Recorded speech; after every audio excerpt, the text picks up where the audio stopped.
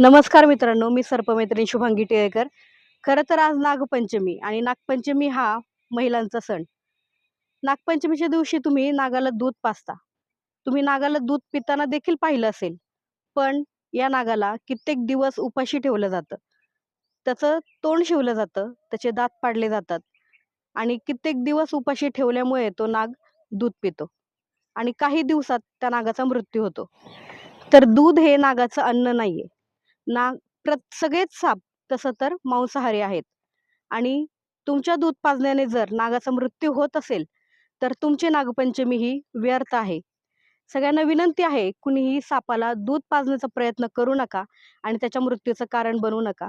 तर पुन्हा एकदा तुम्हाला सगळ्यांना नागपंचमीच्या खूप खूप शुभेच्छा. नमस्कार मित्रांनो, मी हा नाग सकाळी तळेगाव डमढरे केवटेमाळा येथे पकडला होता. तर मी आता याला सोडण्यासाठी निसर्गात आलेली आहे. तर चला मी याला त्याच्या निसर्गात योग्य दिवसात सोडून देते.